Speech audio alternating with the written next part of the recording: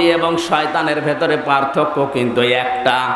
আদম নবীও ভুল করেছিল, শয়তানও ভুল করেছিল, কিন্তু আদম নবী ভুল করার পরে অনুশোচনা করেছে, রব্বানা যালামনা আনফুসানা ওয়া ইল্লাম তাগফির লানা ওয়া তারহামনা লানাকুনান্না মিনাল খাসিরিন।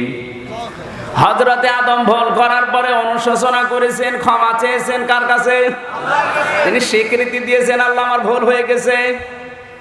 সিস্টেম অপর পৃষ্ঠায় দেখুন, শয়তানও ভুল করার পরে অনুশোচনা করে নাই, স্বীকারও করে নাই, ও আরো আর্গুমেন্ট পেশ করেছে। ক্বালা আনা খায়রুম মিনহু খলাকতানি মিন নারিন ওয়া খলাকতাহু মিন তিন। শয়তান এক নম্বরে জানিয়েছে, আল্লাহ আমি ওরে সেজদা দেইনি এই কারণে যে আমাকে তুমি আগুন দিয়ে বানিয়েছো, ওরে বানিয়েছো মাটি দিয়ে।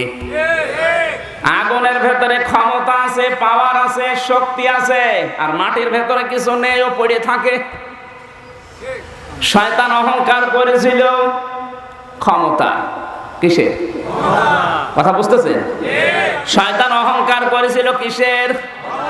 কিয়ামত পর্যন্ত যারা ক্ষমতা পাওয়ার পরে অহংকার করবে, মানুষকে মানুষ মনে করবে না, বুঝবেন ওরেও শয়তান দখল করে ফেলেছে। এদেশে যেহেতু নেই, এই জন্য আয়াত বলা আমার মনে হয় ঠিক হইল না। আপনি যদি এখন বাড়িতে গিয়ে দেখেন আপনার বউ আপনাকে কুকুরের বাচ্চা বলে গালি দিচ্ছে, না ভালো লাগবে? রাগ হবে না,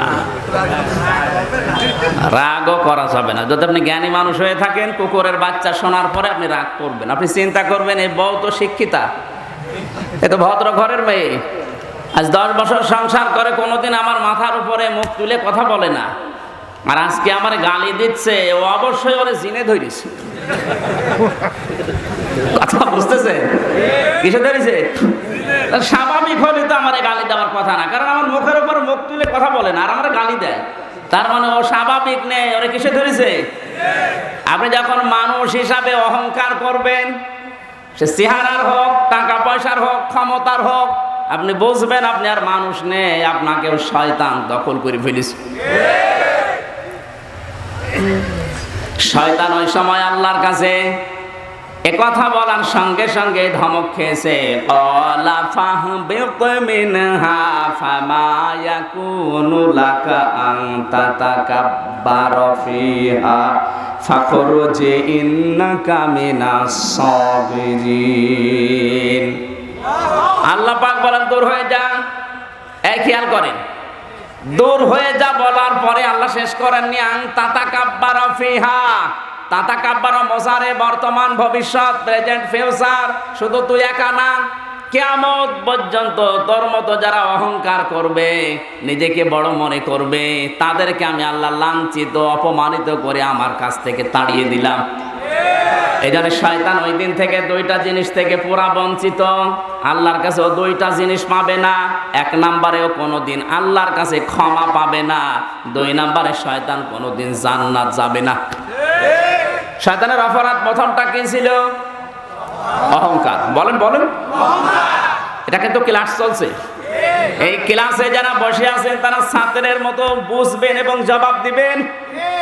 1 নম্বরে শয়তান বঞ্চিত হয়েছে, আল্লাহর কাছে কোনোদিন ক্ষমা পাবে না। কি পাবে না? 2 নম্বরে কোনোদিন জান্নাত পাবে না। চলো, কারণ আমি প্রথম পেয়েছি অহংকারী ছিল। আজ দুনিয়ায় যারা ক্ষমতা পেয়ে অহংকার করবে, তারা ক্ষমাও পাবে না, জান্নাতও পাবে না। সে যাই হোক, ওই দিনই শয়তান আল্লাহকে ডাক দিয়েছে। আল্লাহ আয়াতের শেষে ছিল আলাম আকুম মিনাস সাবিরিন, তোরে আমি শুধুমাত্র এখান থেকে বের করে দিলাম তা না, তোরে আমি আজকে লাঞ্ছিত, অপমানিত, ছোট করে, হীন করে ছেড়ে দিলাম। কিয়ামত পর্যন্ত মানুষ নিজে অন্যায় করবে আর গালি দেবে তোরে। দেখেন, নিজে অন্যায় করে, অন্যায়টা হয়ে গেলে গাল দেখারে।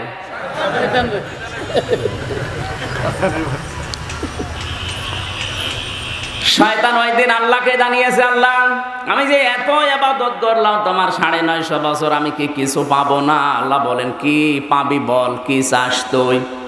ওই দিন শয়তান তিনটা জিনিস চেয়েছে। কিয়ামত পর্যন্ত যারা শয়তান মার্কা মানুষ দুনিয়াতে আসবে, ওরা ওই তিনটা জিনিস চাইবে। আমি কি বলে দেব? ক্বালা আনজিরনি ইলা ইয়াউমি ইউবআসুন ক্বালা ইন্নাকা মিনাল মুনজারিন ক্বালা ফাবিমা আগাওয়াইতানি লাআকউদান্না লাহুম সিরাতাকাল মুস্তাকিম। সূরা আরাফ 8 নাম্বার পারা 11 নাম্বার পৃষ্ঠা 4 নাম্বার লাইনের 2 নাম্বার রুকুর 14, 15, 16 নাম্বার আয়াত তাফসিরে ফি জিলালিল কোরআনি আছে। শয়তান 1 নাম্বারে জানিয়েছে, আল্লাহ আমি ক্ষমতা চাই, পাওয়ার চাই, টাকা পয়সা চাই। আল্লাহ বলেন দিলাম যা। আজও তাম দুনিয়ার দিকে আপনি তাকিয়ে দেখবেন, টাকা পয়সা ক্ষমতা যাদেরই বেশি হয়, ওরা আল্লাহ রাসূলের বিরুদ্ধে বেশি চলে যায়। যদিও ইনি না, তো পক্ষে আছে আল্লাহ। কথা বলতে গিয়ে কি ঘোষণা দিয়েছে দেখেননি, যে মাহফিল চালাতে যা লাগে আমি একা দেব। আল্লাহ যেন তার টাকাগুলো হযরতে ওসমানের মতো ইসলামের জন্য কবুল করেন। দ্বিতীয় নাম্বার শয়তান বলেছিল, আল্লাহ আমি হায়াত চাই, আমি বাঁচতে চাই, কিয়ামত পর্যন্ত আমার হায়াত বাড়িয়ে দাও। আল্লাহ বলেন যা দিয়ে দিলাম। এখানে বেশি বেশি বাঁচার আকাঙ্ক্ষা এটা মানুষের না, বেশি দিন বেঁচে থাকার আকাঙ্ক্ষা শয়তানের। আজ তামাম দুনিয়ার দিকে তাকান, কত মানুষ মরে যায়, শয়তান মার্কা মানুষ কিন্তু কম মরে। নাম ধরা লাগবে? পুলিশ আছে এই জন্য বললাম। 3 নম্বরে শয়তান বলেছিল, ক্বালা ফাবিমা আগওয়াইতানি লাআকউদান্না লাহুম ইলা সিরাতাকাল মুস্তাকিম। হে আল্লাহ, তোমার বান্দাদের ধোঁকা দিয়ে বোকা বানিয়ে আমার সাথে জাহান্নামে নেওয়ার জন্য আমি কিন্তু খারাপ রাস্তায় যাব না, ভালো ভালো রাস্তার মোড়ে মোড়ে থাকবো। এই জন্য শয়তান সিনেমা হলের সামনে যায় না, কারণ ও জানে যে এখানে যারা বান্ধবে নিয়ে আসবে এরা আমার চাইতে বড় শয়তান। শয়তান রাজবাড়ির গলন্দ ঘাটে যায় না, যায় জানে যে ওখানে যারা যায় ও আর কি আমার চাইতে বড় ওরা। শয়তান যাবে কোথায়? গাজীপুরের এই জয়দেবপুরে তাফসীর মাহফিল হচ্ছে, বিভিন্ন জায়গায় কিন্তু শয়তান বসে আছে। আপনি যদি নাও দেখেন, ও কিন্তু ধোঁকা দিয়ে বোকা বানাতে অস্থির, কি করে মানুষকে এখান থেকে তুলে নিয়ে যাওয়া যায়। শয়তান কোনো খারাপ রাস্তায় যায় না, ভালো রাস্তার মোড়ে মোড়ে থাকে। তাহলে শয়তান 3টা জিনিস চেয়েছে দুনিয়ায়। আজও পৃথিবীতে যারা এই 3টা জিনিস চাইবে তারাও এক প্রকারের শয়তান। আল্লাহ আমাদেরকে যেন বাঁচিয়ে দেন, জোরে বলেন আমিন। গাজীপুরবাসী আমি নিয়ে এসেছিলাম তাওবার ওই জায়গা থেকে।